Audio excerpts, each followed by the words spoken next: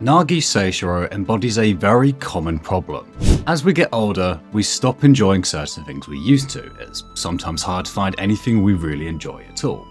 And personally at university, in addition to all of that, I found myself unable to force myself to care about or do any of the studying I needed to do, watching myself fall from the top of the class to being months behind everyone else. And I see all of this in Blue Lock's Nagi, one of the most interesting characters I've seen in the series, with his struggles with all of what we've just mentioned. Our first look at him playing comes in episode 9 of Blue Lock, immediately pulling off a play combining multiple inhuman level skills to score the first goal of the game against Team Z. Play commented on by Isagi to be something no normal person is ever capable of replicating. In stark contrast to Team Z, who trained their entire life to reach this level, who have been fighting with more frenzy than they ever have before, Nagi, in just 6 months of playing, stands above them all as this impossible, unexplainable talent who doesn't care in the slightest about this sport. He just wants to win and get this match over with. And on the opposing team is Bachara, who, in addition to his significance in recent chapters that I'll speak about next video, has a very pure, inextinguishable love for the sport that not only stuck around when the rest of his team found themselves dropping their heads, but seemed to grow because of the challenge and how impossible Nagi seemed to defeat. To Nagi, this is completely alien. He later tells Isagi that if he lacked talent like you guys, he would have quit a long time ago. And obviously it's pretty reasonable to enjoy something less when you feel like you're no good at it or you're always losing. But Nagi has never lost in his 6 months of playing at the time he says this. He's inhumanly good at it, yet he still doesn't enjoy it. And I think in part he struggled to initially have any interest in it because of that. There was no challenge or stimulation for him, the equivalent of only fighting enemies 20 levels lower than you in a video game. Something that Jinpachi later speaks about will lead to boredom.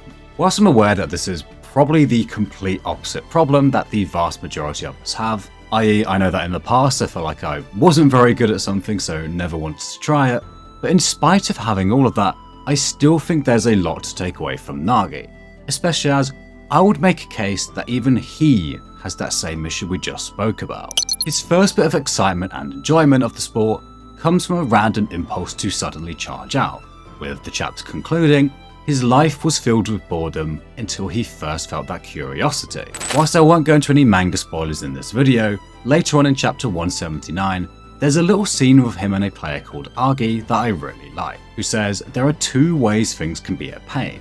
The first is when you don't want to do something, but you have to, a passive pain, which is usually, school, a job. Dusting the blinds are a bit overdue. And the other type of pain is an active pain, when you think of something you want to do, and then you have the pain of actually doing it. And I think essentially what he's trying to tell Nagi is to turn a passive pain into an active one.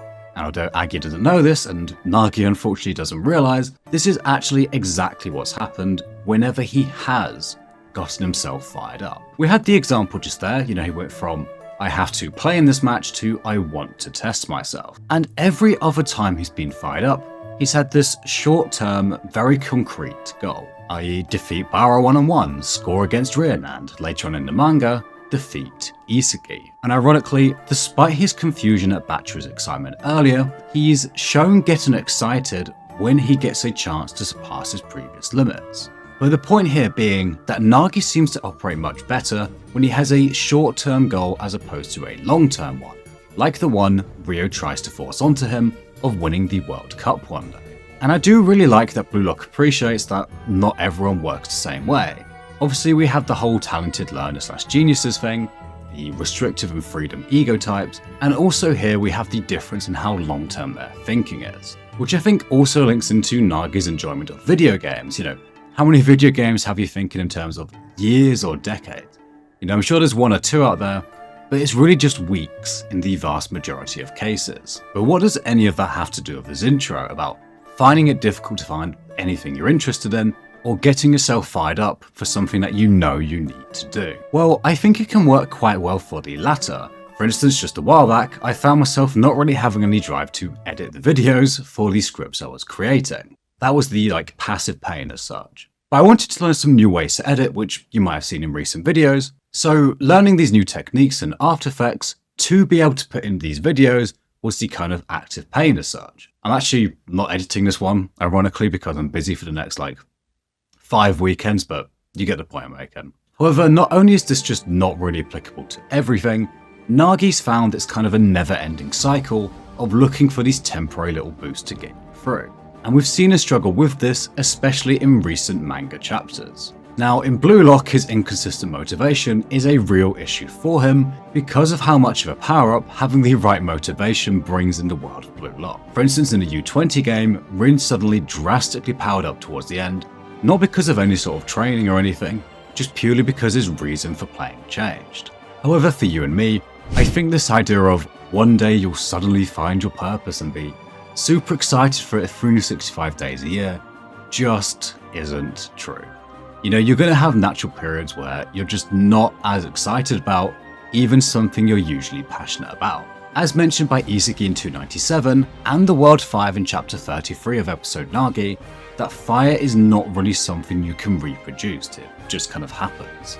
And so I think Agi's idea is still one worth trying out, even if just to help get yourself back into the flow of things. And I would also say it's fairly applicable to the other issue that we mentioned at the start, in terms of finding it difficult to enjoy anything, or finding it difficult to find something that you enjoy. Whenever I've been in a phase where I felt that way, looking back, it's often when I wasn't actually doing anything. It wasn't so much that I was doing things and not enjoying them, it was more that I was thinking about doing things, starting a sport or learning a new skill or whatever, and I just wasn't getting massively excited at the prospect. I was maybe sort of just curious about it at best. And so much like Nagi, I simply continued to play video games all day despite not really enjoying them.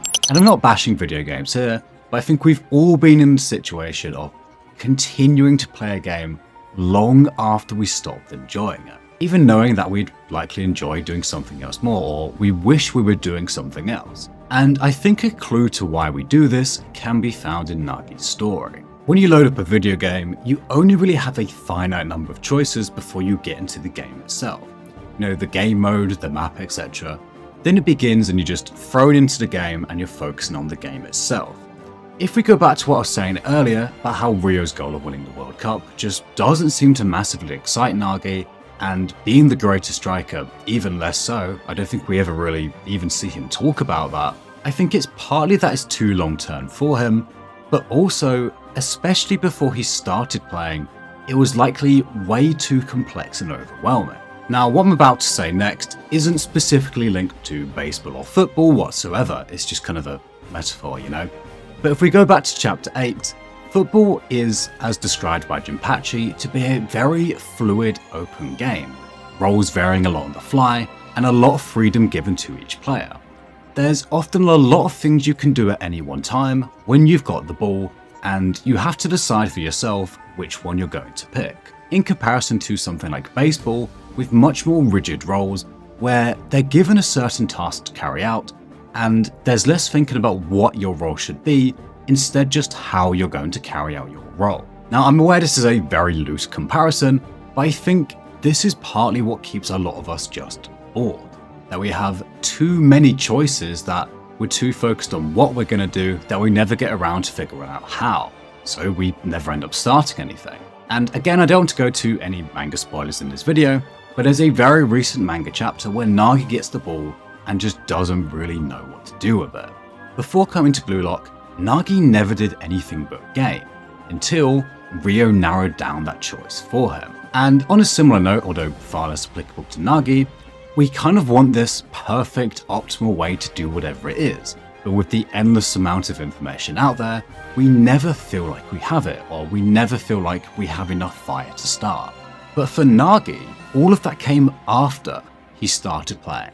And if you're in a similar situation to what I was in, just bored all the time, feeling like you should or want to be doing something else, but just don't know what, it's not gonna come out of nowhere. If you follow even the slightest spark of curiosity, The excitement will come after you get stuck into it. Anyway, there's obviously a fair bit more to say on this topic. I'll cover that in the next video on Nagi, going into the recent manga events. I just wanted to make a little something whilst we wait for the next couple chapters showing his reaction to it all. Hope you enjoyed, and we'll see you soon for that second Nagi video.